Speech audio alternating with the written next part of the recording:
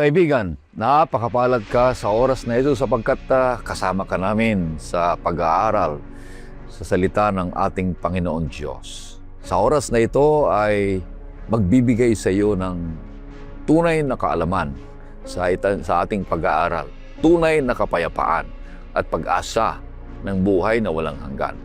Kaya sikapin mo, kaibigan, na subaybayan ang programang ito at patuloy na ituon ang iyong isipan at puso upang lalo mo pang maunawaan ang ginintuang salita at layunin ng Diyos para sa iyong buhay. Ito po ang iyong lingkod, Pastor Ray Urbi, bilang facilitator sa ating pag-aaral sa oras na ito. Binabati ko ang mga viewers natin mula sa Dalayap, Aguso, Victoria, Rojas, Malagasang 2nd, ganun din sa Hillview, Takurong, Pangasinan, dyan sa Kawig, Subic, ganun din sa Villa Nocencio, Infanta, Tabaco, Mountain View College, yan na nanonood din sila dyan. Ganun din sa Gikan, Balara, Matnog, San Roque, sa Pangpalay, Vanuatu, ganun din sa Imos, Pagsanghan, sa Pasig, sa Dublin, sa Taiwan, ganun din sa Hong Kong, sa Melbourne, sa Arizona, ganyan din sa Loma Linda, California, at sa buong Luzon, Visayas at Mindanao. At sa lahat ng mga hindi ko pa nabanggit, purihin ng Panginoon Diyos, pagpapalain kayo mga kapatid, at nagpapasalamat ang bawat isa sa amin sapagkat nariyan kayo at masipag na nagsusulat dyan sa comment section dito sa YouTube at ibinabahagi ang programang ito sapagkat nakikita at nalalaman namin, binabasa namin isa-isa yan kung saan nanggagaling. Purihin ang Panginoon Diyos. Ganun din sa mga nakikinig sa AWR, sumusubaybay, dalangin namin na kayo patuloy na pinapalakas at binibiyayaan ng Panginoon Diyos sa ating mga pagsusubaybay sa programang ito. At patuloy na ang ating mga makakasama dito sa studio sa ating pag-aaral ng ating leksyon ay ang mga lalaki ng ating Panginoon Diyos na kanyang hinirang. Si Pastor Marvin Diaz, siya po ang ating Minister Secretary at ganoon din siya ang NDRIEL ng Northern Luzon, Philippine Union Mission. Kumusta kayo, Pastor Marvin? Mabuti, Pastor Ray at Pastor Jules, at binabati ko rin ang mga kapatid. Kada kayo nga datamyanan na imbag nga aldawyo, iabrasag, iti ayat ni Apios kada kayo. Da kayo nga datamindanao nga ka-Ilocanwan, ni Apo Diyos tagngina kada kayo. At sana ang pag-aaral nito ay makapulot tayo ng butil ng katotohanan na siya ang magbigay sa atin ng ikalalago ng ating pananampalataya. Purihin ng Panginoon Diyos. Ang pangalawang makakasama natin dito sa studio ay si Pastor Jules Bermudez, ang lalaki ng Diyos sa Sabbath School and Personal Ministries dito sa Northern Luzon, Philippine Union Mission. Kumusta kayo, Pastor Jules? Masayang-masaya, Pastor Ray at Pastor Marvin. At muli ay binigyan tayo ng Panginoong Diyos ng pagkakataon na mag-aral ng kanyang mga salita. Gusto kong batiin ang aking mahal na kapatid na 20 years na hindi ko na siya nakita. Nung last year, akala ko makikita ko nung nandun tayo sa US. pero hindi ko siya nakita roon. Pero palaging nanonood ng ating programang Oras ng Pag-aaral. Kanya binabati ko siya dyan sa Cedartown, Georgia, and together with the husband, Alan. Kumusta kayo dyan? Alright, sa ating pagpapatuloy, nais nating hingin si Pastor Marvin sa pangunguna sa ating panalangin, Pastor. Dakilang Diyos, amin na pong babaybayin ang aming lesson. At nawa, bawat pahina nito ay aming pong makita ang kahalagahan ng aral na ito at magbigay sa amin ng kasaganahan sa pananampalataya. Marami pong salamat sa pagdinig sa aming panalangin sa pangalan ni Jesus. Amen. Ang ating pang-12 paksana, kaibigan, sa ating pag-aaral ngayong linggo ay may pamagat na ibahagi siya. Napakasimple. Ibahagi siya. Ang talatang sa uluhin na matatagpuan sa Isaiah 50, versikulo 4, ito pong sinasabi, binigyan ako ng Panginoong Diyos ng dila ng mga naturuan upang aking malaman kung paanong aalalayan ang mga salita ang nanlulupaypay. Ginigising niya ako tuwing umaga. Ginigising niya ang aking pandinig upang makinig na gaya ng mga naturuan. Maganda. Napag-aralan natin nung nakarang linggo na ang pagsubok, kabiguan sa buhay ay hindi kailangang magpahina ng ating relasyon sa Diyos. Sa halip, sa pamagitan ng pananampalataya, maaari itong maging daan upang lalong tumibay ang ating ugnayan sa Diyos. Kaya ang mga setbacks natin ay maaring maging pagkakataon upang mas makilala natin ang Diyos. Mas magtiwala tayo sa Kanyang pangako para ito'y mas lumago pa ang ating pag-asa na hindi kailanman mabibigo. Kaya yung mga setbacks ay set up ng mga yan para magiging step up na patuloy na umuunlad at nagtatagumpay ang ating pananampalataya. Sa pagtalakay natin, sa ating leksyon ay buuin natin ng 3 punto. At 3 puntong ito ay nagsisimula sa 3 S, mga kaibigan. Unang S ay share Him from the overflow of a living relationship. Pangalawa ay share Him with love, not with force. And ang pangatlo ay share Him through prayer, friendship, and a consistent life. Bigyan natin kay Pastor Marvin ang background nito, kung ano ibig sabihin nito, kaibigan. Pastor Marvin. Pastor Ray, Pastor Jules, maganda pag i-connect natin ito doon sa ating lesson. No. Diba? Quran. Nung sa lesson 9, yung kita natin yung kasalanan, Ayan. yung gospel, tapos yung Law. tapos kinakailangan na mayroong pagsisisi at yung kapatawaran. At later on, nakita natin yung setbacks. Na, pag i-address mo ito, pag ang isang mananampalataya ay dumaan dito, dumaan itong mga ito, then yung kanyang karanasan kay Kristo, mag-overflow yan. At pag nag-overflow yan, ay ang mangyayari, hindi mo siya mapigilan na mag-share. Oo. Nga. Di ba, share? Mahirap naman. Pag wala kang pera, meron ka bang share? Wala. Silver and gold. Sabi na ni Peter. Silver and gold have I now. Kaya meron pa rin i-share. In the name of Jesus. Yun. Oo. Ibig sabihin niyan ay it is overflowing. Now, ano ba kasi ang share Him? Share Him, it is not only receiving Christ, but making Christ known to others through our actions and words. Now, kasi minsan, tinanggap mo ang Panginoon, tama na ba yun that I need to keep silent? Di ba? Hindi pwede yun. Dapat we need to share. Ito yung karanasan ng mga alagad ng ating Panginoon doon sa Gawa 4:20, Acts 4:20. Sapagkat hindi mangyayaring di namin salitain ang mga bagay na aming nangakita at nangarinig. Hindi pwede namin salitain. Sabi ng mga alagad, yung aming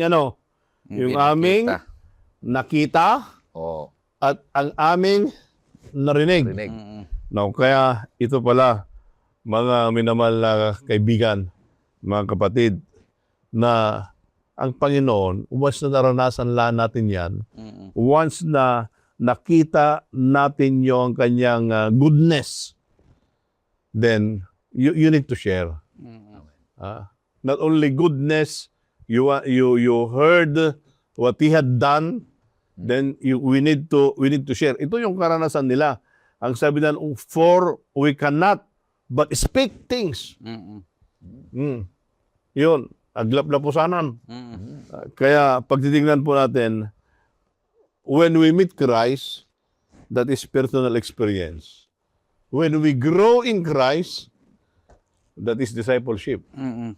But when we share Christ, that is mission. Mission. Kaya kinakailangan din na, kinakailangan yon. Kaya nga, ito, Pastor Ray, Pastor Jules, evangelism begins when a genuine relationship with Jesus Christ. Ah. So, that's evangelism. Begins, that's share Him. Kaya pag titignan natin, it's the overflow of the relationship. So, it will begin in a genuine relationship with God. Kaya pag yung genesis na yan ay wala yon, mahirap. Kaya yung evangelism, it is a natural outflow when we have a relationship with God. Hindi event. Oo. Ano yung event? May evangelism dyan. Saka lang yun. May schedule. Pero may schedule, may schedule. Tapos doon lang ang evangelism. Yun ang event. When we say evangelism as a genuine relationship with God is an overflow, evangelism becomes a lifestyle. Ministry niya yan. Wala, may schedule man yan o wala, then you do evangelism. Then you begin with your friends, with your families. Yan, doon yung evangelism. Na hindi lang mo sinasabi, but nakikita doon sa iyong gawa at sa kayong action. And not only that, people, yung mananampalataya, ay isineshare nila in a natural way. Yung natural, ano bang natural sa Tagalog? Pangkaraniwan na Yung panggariwan na ginagawa because they love. natural. They love God. Mahirap yun, di ba? Pag isang tao ay in love, napipigilan mo ba yan na i-share? Oo. Di ba si nature yan? So the same as true sa mga taong in love sa Panginoon at nagkaroon ng relationship sa Kanya, yung pagbabahagi, hindi nila yan mapipigilan. Hindi yan event, bagkus ito ay lifestyle nila. Bakit? They share Christ because they are part of the mission of God. Napakaganda Oo. yung binabanggit dito sa ating lesson na kung saan yung importance of having a living relationship with Jesus. Oo. Hindi mo kasi maibahagi yung tao na hindi mo naman kilala. So, hindi mo siya maikwento kung kilala mo lang siya sa pangalan, kilala mo lang siya sa mukha, pero wala kang madikit na relasyon sa kanya. Hindi mo siya nakasama. Hindi mo siya nang kasama ng matagal. Yung mga alagad ng ating Panginoong Yesus ay bago nila naikwento ang ating Panginoong Yesus, nagkaroon muna sila ng matagal na ugnayan sa Kanya. So kung ating babasahin, Pastor Ray at Pastor Marvin, sa Mark 3:14, merong dalawang process dito na steps na sinasabi ng ating alagad na si Marcos. Marcos 3:14. At naghalal siya ng 12 upang sila'y makisama sa kanya at upang sila'y suguin niyang magsipangaral. So, yung inyong na-observe, yung sinasabi dyan, una, they had been with Jesus. Yun yung una. And after that, he send them out to preach. So before preaching, ay kailangan meron kang relasyon sa Panginoon para masabi mo sa iba. Kung ating babasahin ang aklat ng Lucas, Kapitulo 6, binabanggit dito that he identifies and appoints the 12 disciples and bring them under his direct and personal instruction, guidance, mentorship, and coaching. Pero yung mahalaga dito na sinasabi, that they might be with Him. Mhm. Yung chapter 6 ng Luke yun. Pero sa chapter 9 ng Lucas, several months after, He gives them power to work miracles and cast out demons. So, ibig sabihin, not until that the disciples had been with Jesus, Mhm.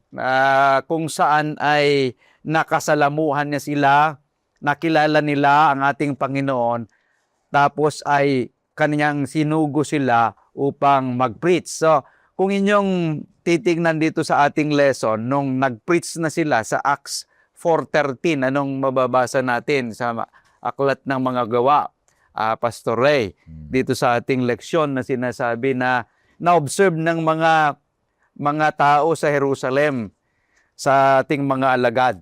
Nang makita nga nila ang katapangan ni Pedro at ni Juan at pagkatalastas na sila'y mga taong walang pinag-aralan Mhm. at mga mangmang, Mhm. ay nangagtaka sila at nangagpakilala nila na sila'y nangakasama ni Jesus. Okay. Sinasabi dyan na nakita ng mga tao nung nagsasalita si Pedro. Sinasabi nila, ay ito ay mga wala namang pinag-aralan. Sila naman ay mangmang. Doon sa pagkagamit sa Grego, pardon me to. Medyo tayo ignorant. Oo. Yung sinabi doon na idiotay, agramatoy idiotay, uneducated and untrained. Ito nga, sila ay Educated naman talaga. uneducated, illiterate sila, ignorant. Ngunit yung kanilang nakita, yun ay from world point of view. Pero sa iba, it was obvious na sinasabi, they had been with Jesus. So napakahalaga yung bago mo ma-share ang ating Panginoong Diyos, ay ma-share mo lamang kung you had been with Him. So napakahalaga yung living relationship mo sa ating Panginoong Diyos para maibahagi mo ang ating Panginoong Diyos. Kaya pagkaitignan mo, Pastor Ray, tama yun eh, yung you have been with Jesus. Kasi if you have been with Jesus, it means to say your life is transformed by Him. Yeah. Pag yung transformation ay naranasan ng isang mananampalataya, then yun ang good testimony for the gospel.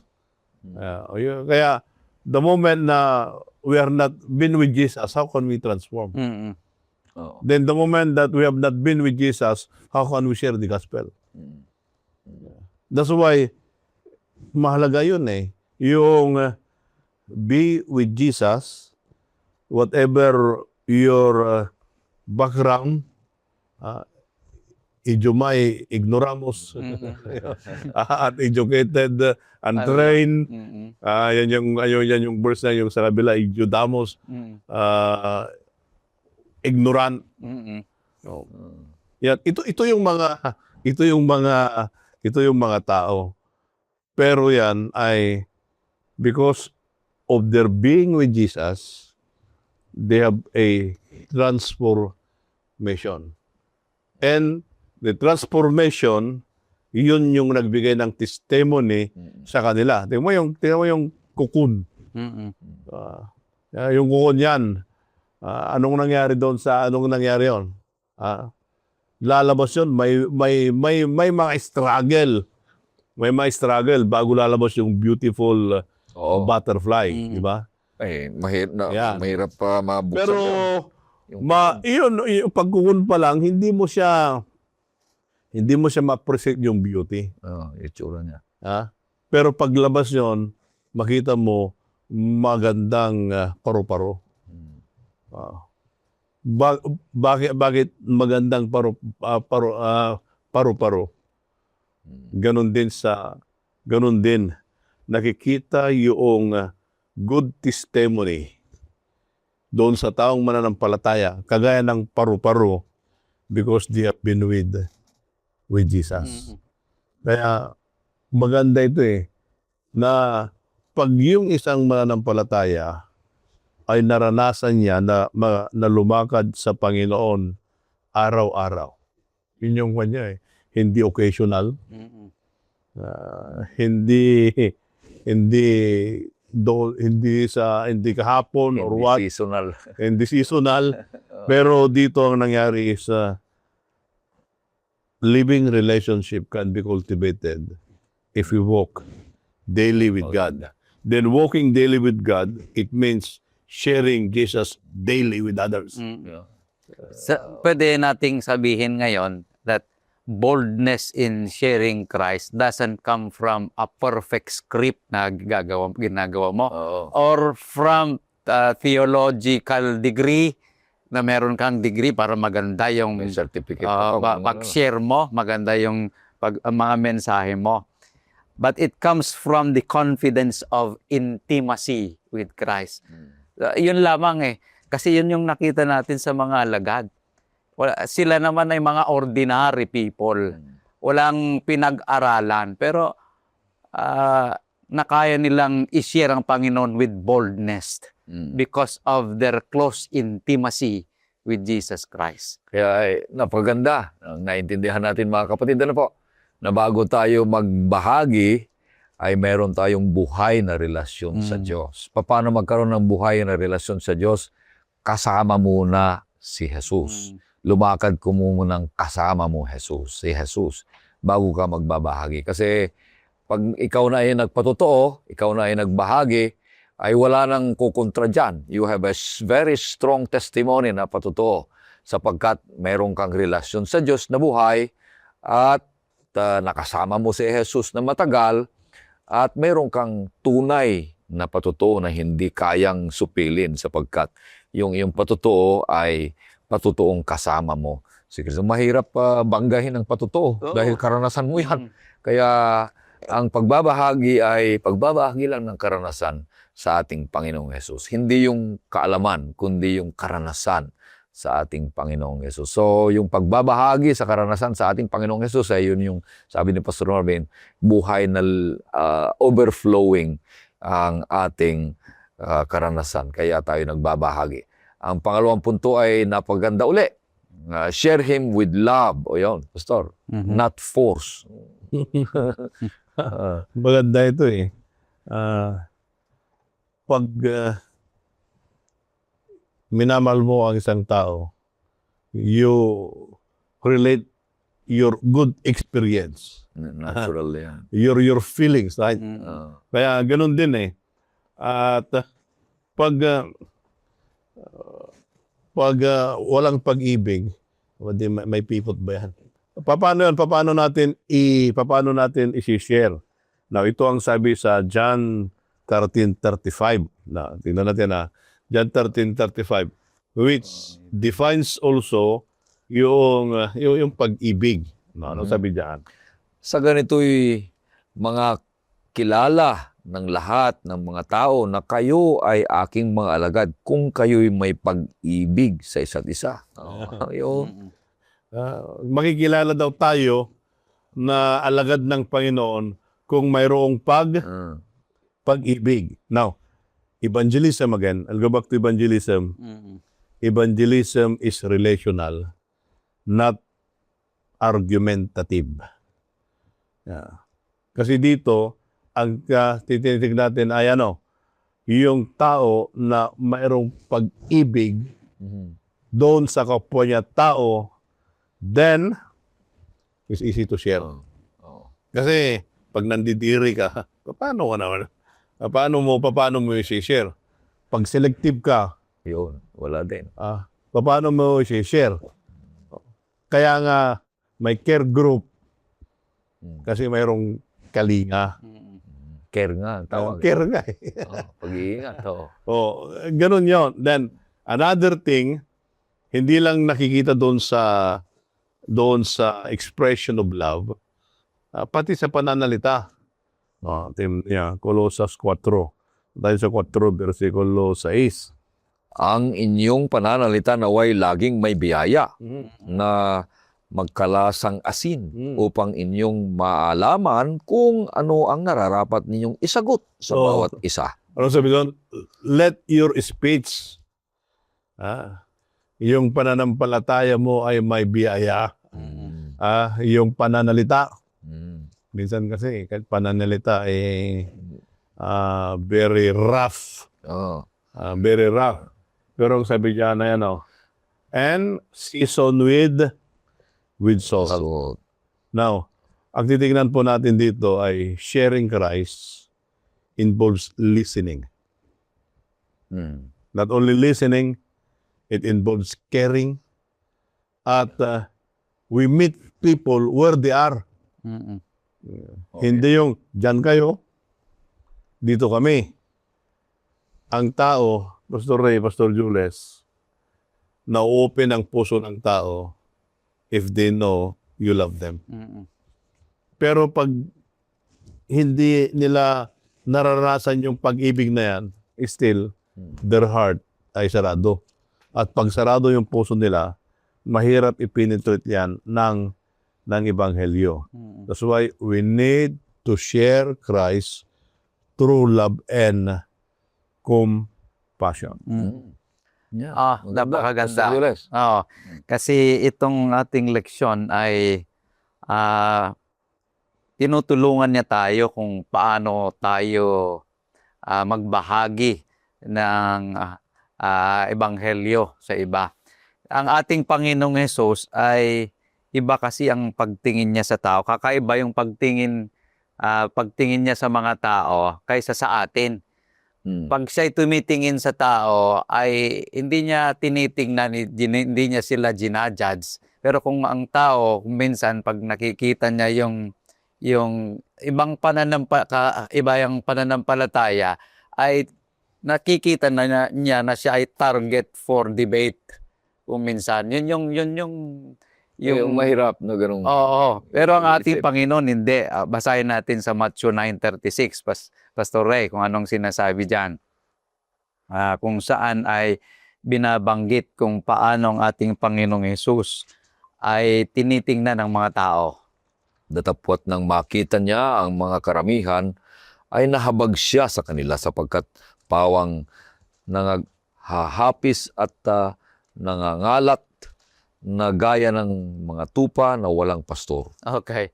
So, kung ganyan tayo tumingin sa mga tao, napakaganda. Kasi ang pag-witness ng ating Panginoon ay tinutulungan niya tayo that we must stop seeing people as targets to convert. Kung minsan gumagawa tayo ng medical outreach, sabi natin ito mga target for witnessing. Ayun yung ginagawa natin pero yung mga bagay na yun sana ay overflow ng ating pag-ibig. Hindi gagawin natin yon. Patibong ba yun? Oo, patibong minsan yun Gagawin natin yon dahil iyon ay talagang lifestyle na natin na ginagawa. So, ang ating Panginoong Hesus ay tinutulungan niya tayo na kung saan ay seeing them as individuals who are hurting and need of a shepherd.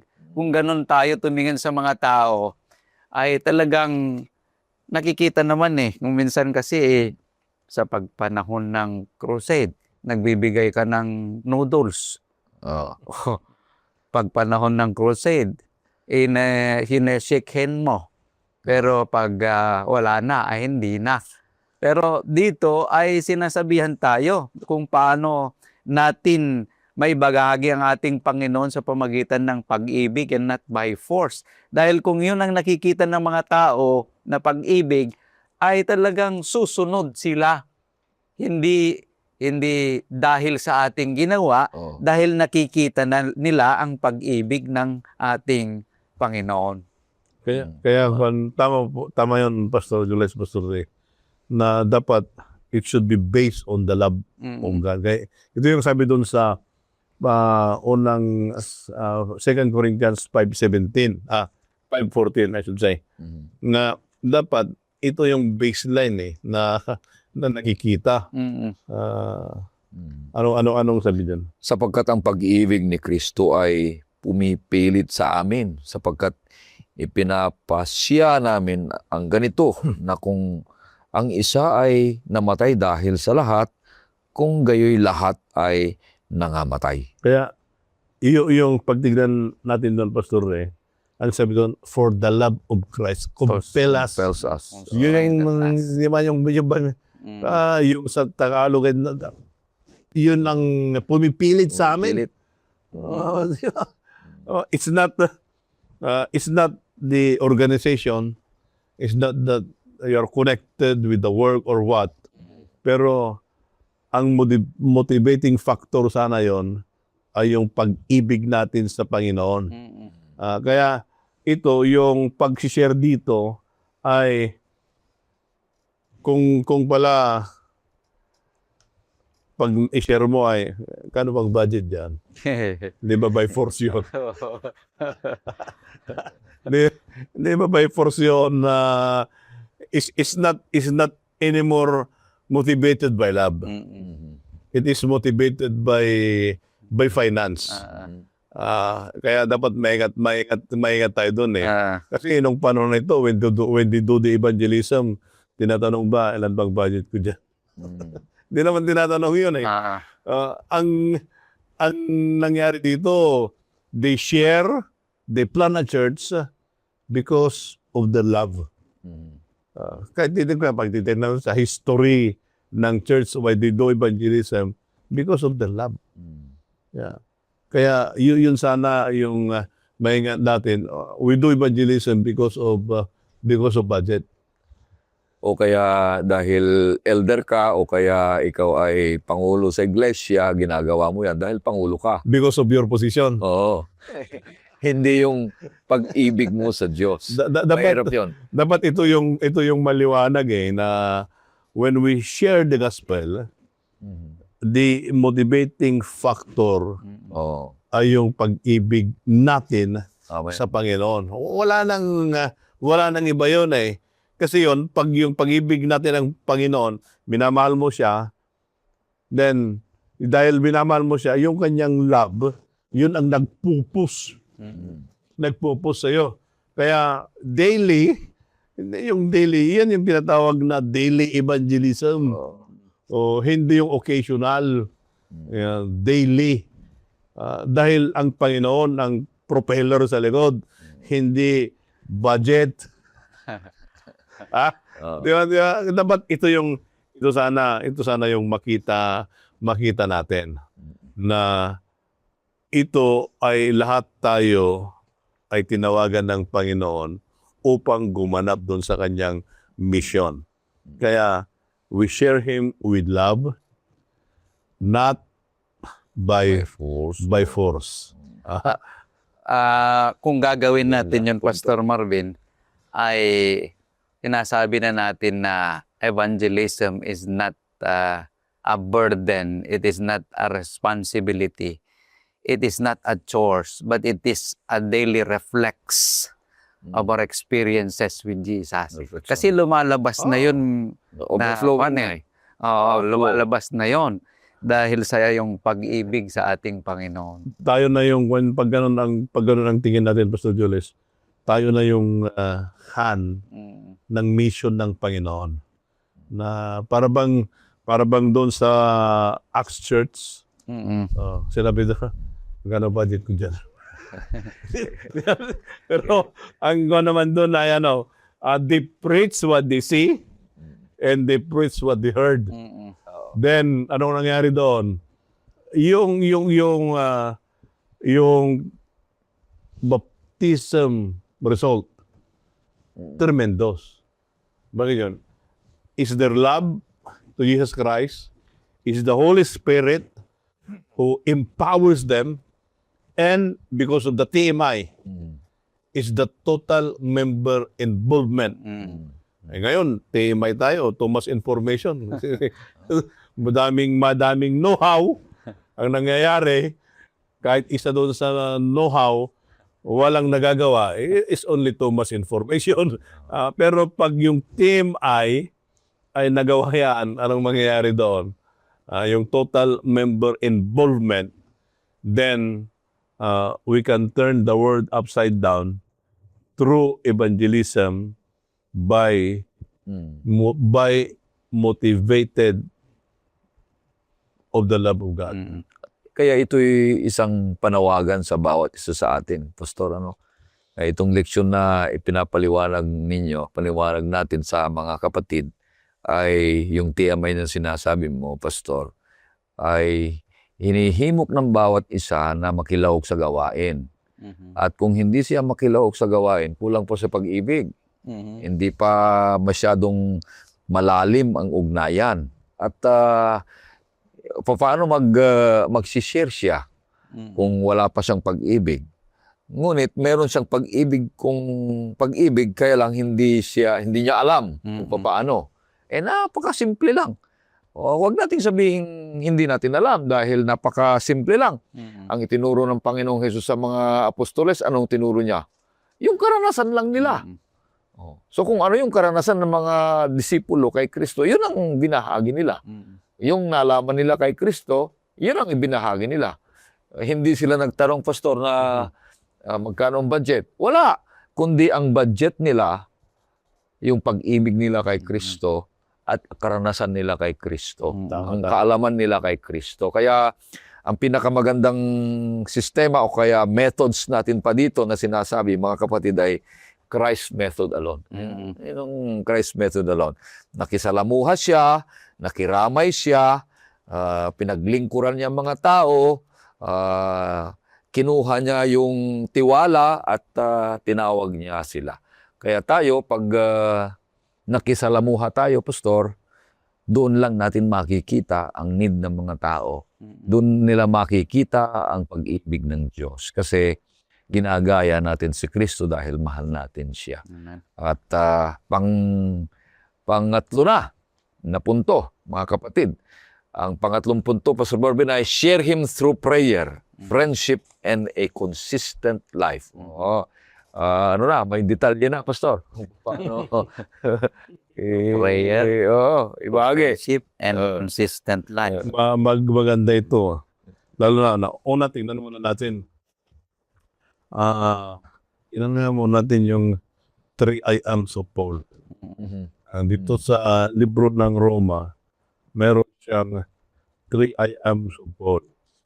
Now, tingnan natin sa Romans 1, 14 to 16. Now, meron siyang 3 I ams of Paul. Anong sabi niyo doon?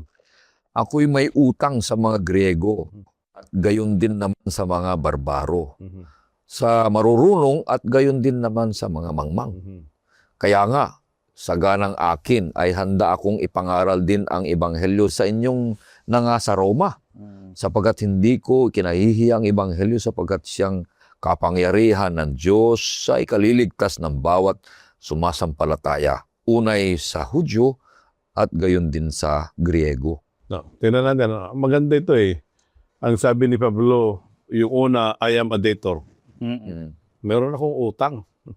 Utang sa Panginoon na kinakailangan na I need to share. Okay. Okay? I need to share. Pangalawa daw ngayon, I am ready to preach. I am a debtor. I am ready to preach. Then yung pangatlo niya ay doon sa 16, I am not ashamed of the gospel. And that's why 3 I ams of Paul. Kaya pag titignan natin, in sharing, nakita sana natin na we are a debtor. Iniligtas tayo ng Panginoon at yung pagkaligtas niya sa atin, yung sana ang magbigay sa atin ng kapangyarihan. Then, hindi lang yon, I am ready to preach. Yung readiness. Palaging handa. Kaya nga sabi ni Pablo, kay Timoteo, in season or out of season, preach the word of God. Whether you have budget or not, preach the word of God. Parang gano'n. Then, and so on, I am not ashamed of the gospel. Bakit hindi siya ashamed sa gospel? Because yung gospel, yun ang nabago sa kanya eh. So, on the 3 I ams of Paul, most important thing is the power of the Holy Spirit. Doon sa Acts 1:8. Anong sabi doon sa power ng Holy Spirit doon? Doon sa Acts 1:8.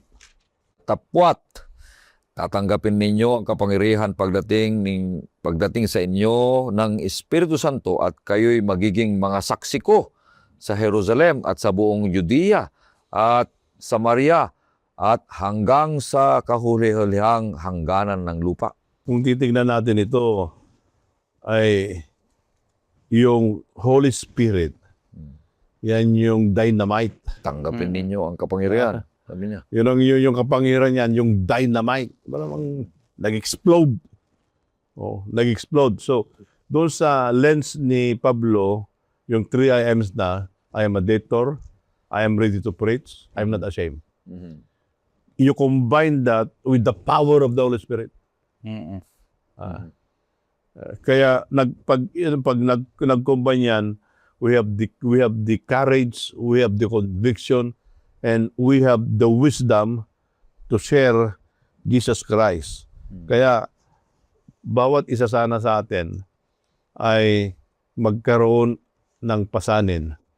Nang pasanin ito ay maging kasangkapan natin ng Panginoon. At the power, mag-connected doon sa powerhouse is through prayer. Then later on, you connect with the horizontal. It's friendship. Yeah. Friendship. Then out of that friendship, the life of the person that is the one sharing should be a consistent walk with a godly life. Maganda itong pinapag-aralan natin Kasi ibinabahagi natin ng ating Panginoon sa pamamagitan ng una, sabi dito ay pananalangin. Di ba meron tayong programa sa ating care group na kung saan yung ating interest, lalagay natin doon yung ating cared friends, cared family, kung ilan yung ating pinapanalangin na dinadala sa ating Panginoong Diyos na dapat nating ginagawa. Ngayon ay merong karanasan dito sa ating pinapag-aralan sa banal na kasulatan na kung saan ay knowing when to pray and when to step back.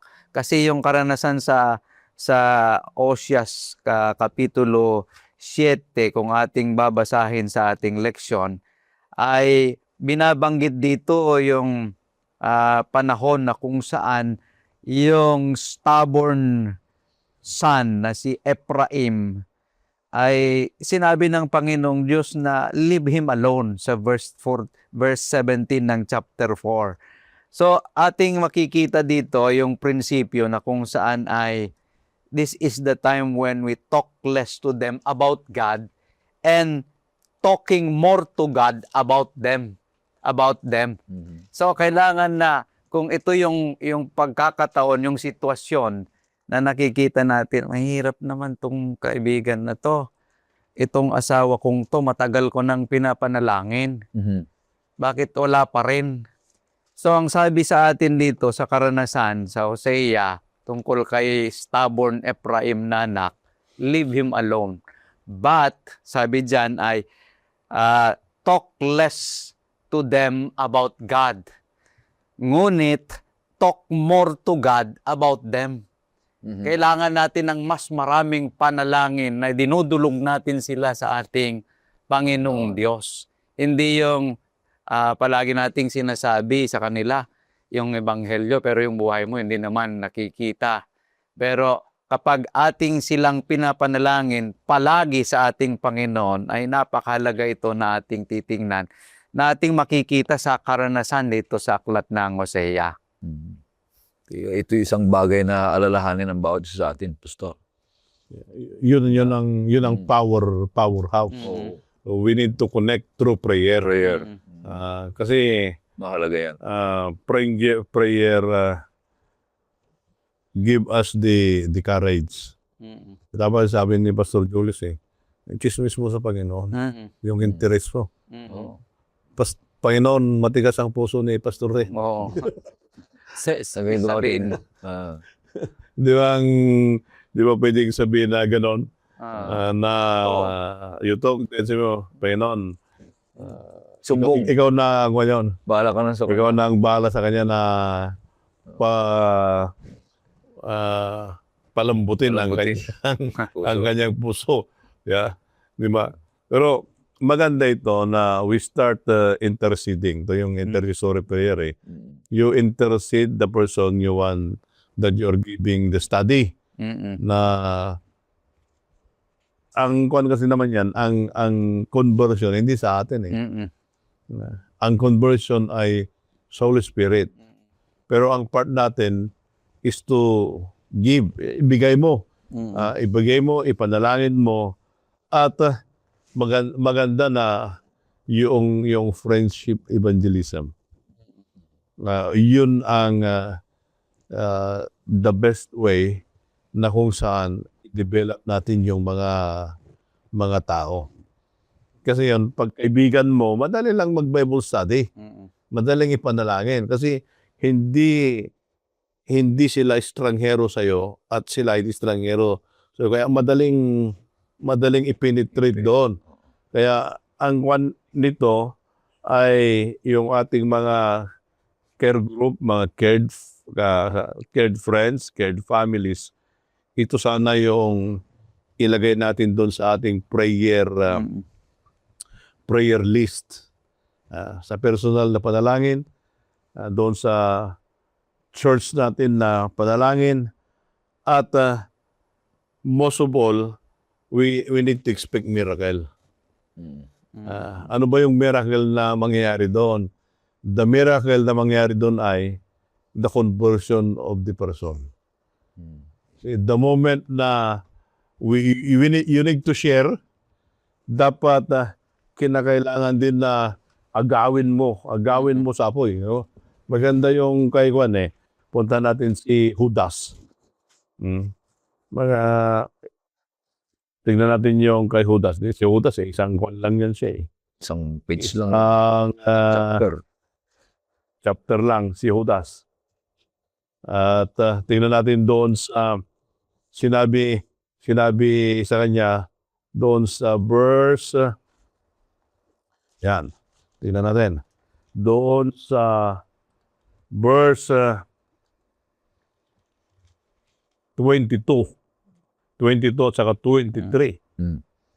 At ang ibang nangangailangan ay inyong kahabagan at ang iba'y inyong iligtas, nag-agawin ninyo sa apoy. At ang iba'y inyong kahabagan na may takot na inyong kapuutan pati ng damit na nadungisan ng laman. Doon sa 23, ang sabi doon ay Agawin. save others with fear, pulling them out. Biro mo yun? Ito yung tinatawag ko na radical evangelism. Ano yung radical evangelism? Pulling them out on the fire. Ito naman tawag to ay hindi siya magbabago at gusto niya lang malugmok doon sa kasalanan. At tayo bilang isang manggagawa, isang church, ito yung evangelism, radical evangelism. You pull them out. Pull them out in the fire. Kaya ito, yung mga kapatid ay patungo sana doon sa Apoy. pagkawasak, sa apoy. Pero nung sabi doon, may remedyo pa. Anong remedyo? You do evangelism. And by doing evangelism, you are pulling them out.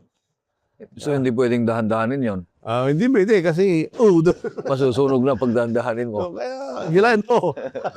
Kaya nga, kaya radical evangelism. Kaya maganda ito Pati takot nandun na. kasi you pull them out. Ibig sabihin lang ito ay by the power of the Holy Spirit, we exhaust All means. just to share Jesus Christ to them. Kasi minsan, ang maganda dito kasi, yung pulling out of fire ay you share the gospel to them at pagkaibigan mo yan, it's easy to pull them out of fire.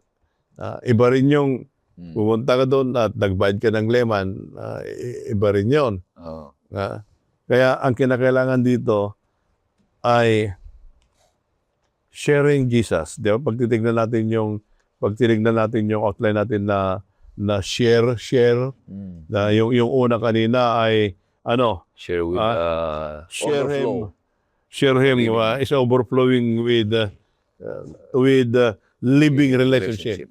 So we can do that if our relationship, if our intimacy, yung word ni Pastor Julius kanina, there is the intimate relationship. So it is overflowing. Then it should be compelled by love. Not by force, but by love. And the third one, we share him through prayer, friendship, and consistent life. We need to pull them out. We need to pull them out and bring them to the way of righteousness. Kaya mga kaibigan, mga kapatid, sharing Jesus to daily routine sa buhay natin ito ay mangyayari pag we cultivated a consistent life walk with our Lord Jesus Christ. Then, when it is overflowing, ito ay natural. Ginagawa Natural outflow. Hindi event, hindi occasional, but rather it will become a lifestyle. No di Lucano kasi sigod. Kasi sigod. Kababalin na. Kababalin sa Tagalog ay naitahina sa buhay natin yon. Bahagi na yon. Saan ka man naroon, nasaan ka man naroon, Yan ang sinasambit niya. at ginagawa mo talaga yon. At masaya mong ginagawa dahil sa pag-ibig mo sa ating Panginoong Hesus. Amen. Ang challenge ngayon na Pastor Marvin at Pastor Ray in sharing Jesus is people are first watching on how we live than listen to what we say. Yun yung unang tinitingnan na nila ngayon, yung ating buhay. Kung talaga ba na are you with Jesus? Have you been with Jesus throughout your life? Yun yung tinitingnan ng mga tao ngayon. So, this week, kailangan natin na i-commit ang ating buhay sa ating Panginoon, na kailangan natin na i-share ang ating Panginoong Hesus sa pamagitan ng ating mga gawa and cover them with persistent prayer sa pamagitan ng ating panganalangin and show grace when they stumble. Ay, kung sila ay nakakagawa ng hindi maganda, ay huwag natin silang i-judge, kundi kailangan natin silang tulungan na itayo muli and love them with a consistent and undeniable friendship. Kung ito yung nakikita ng mga tao sa ating buhay, ay ang Panginoong Hesus ay siyang tataas, hindi tayo. Kasi nakikita nila ang ating Panginoon sa ating buhay. Pagkaganda nito mga kapatid, tayo patapos na ang pag-aaral natin ay hindi nila nakikita ang pananampalataya. Kaya sabi ng ating Panginoong Hesus, let your light so shine before men that they may see your good works. Hindi yun they may see your faith. Kailangan ipakita natin ang tunay, sinasabi ng mga kasama ko dito, ng tunay na pagbabago ng buhay na may relasyon o ugnayan sa ating Panginoong Hesus para magpakita tayo ng difference, yung kakaiba. Making a difference in our lives para kaakit-akit ang buhay natin. Tanungin tayo bakit tayo ganito ang ating buhay. Ipatutuo natin na binago tayo ng ating Panginoong Hesus para pag nakita nila, nais nilang mabago ang buhay sapagkat nakita nila ang pagbabago ng ating buhay na kasama natin si Kristo Jesus. Kaya pagpalain ng Panginoon Diyos sa ating pagtatapos sa mga kapatid at mga kaibigan. At makakarinig tayo ng isang awitin. Pagkatapos nito ay Hingin natin si Pastor Jules sa ating huling panalangin.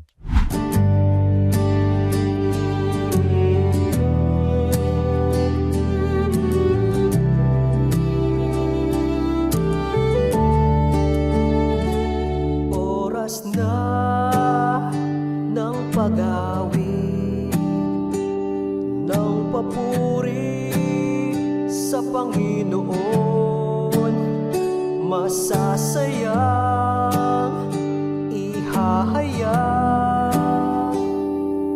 dakilang pag-ibig niya.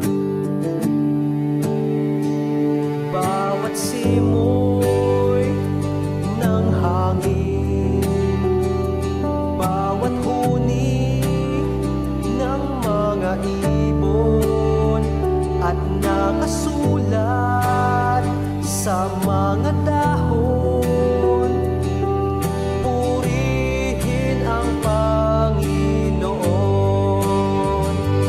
Kahit saan man magtungo, kahit saan mo tingnan, naghahayag lahat ng kabutihan.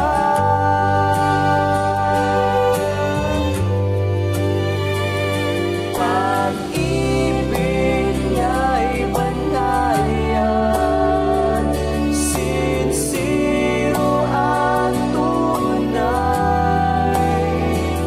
Sa mundong itong punong-puno ng kulay. Ang mga tala sa kalawakan, bawat alon sa karagatan, bawat bulaklak na makulay, walang makapabantay. Kahit saan magtungo, kahit saan mo tingnan, naghahayag lahat ng kabutihan.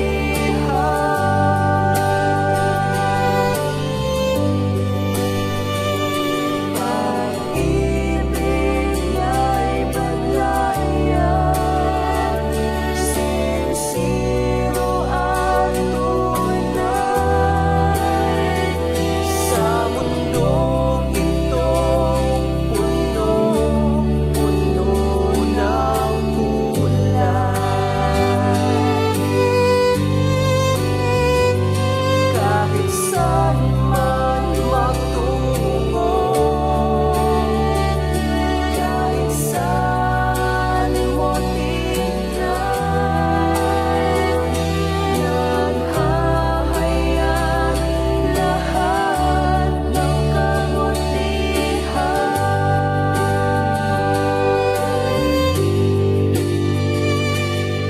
Pag-ibig niya'y banal yan, sincero at tunay. Sa mundong itong punong-puno ng kulay. Sa mundong itong punong-puno ng kulay.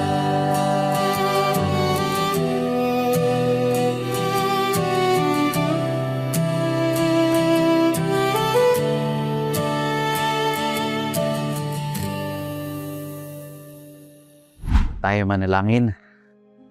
Panginoong Diyos, salamat po sa pagkakataon na muli ay inyong ipinakita sa amin ng mga katotohanan na sa aming pagbabahagi sa inyo, una ay kailangan namin na may malapit na relasyon sa inyo, O Diyos. makilala kayo ng lubusan upang amin kayong maibahagi sa iba bilang tagapagligtas sa aming buhay. Dalangin namin, Panginoon, ibigay sa amin ang maraming pagkakataon upang makilala ka pa sa aming buhay ng mas malalim. O Diyos, hinihiling namin na sana po ang amin pong pagbabahagi sa iba ng mensahe ng kaligtasan, ito ay bunga ng amin pong pag-ibig sa inyo. Nararapat lamang, O Diyos, na ang inyong pag-ibig ay malaman ng iba, ng aming mga kapitbahay, ng aming mga minamahal sa buhay. Kanyangat, O Diyos, pagpalain ang aming mga tagapanood na bawat isa sa amin ay magkaroon ng mas maraming panahon sa amin pong pag-aaral ng inyong mga salita. Pagpalain nawang bawat isa dahil ito pong aming hiling sa matamis na pangalan ng aming Panginoong Jesucristo. Amen. Amen. Maraming salamat, kaibigan, sa patuloy na pagsusubaybay sa programang ito, Oras ng Pag-aaral. Mahal ka ng Diyos, kami rin ay nagmamahal sa iyo.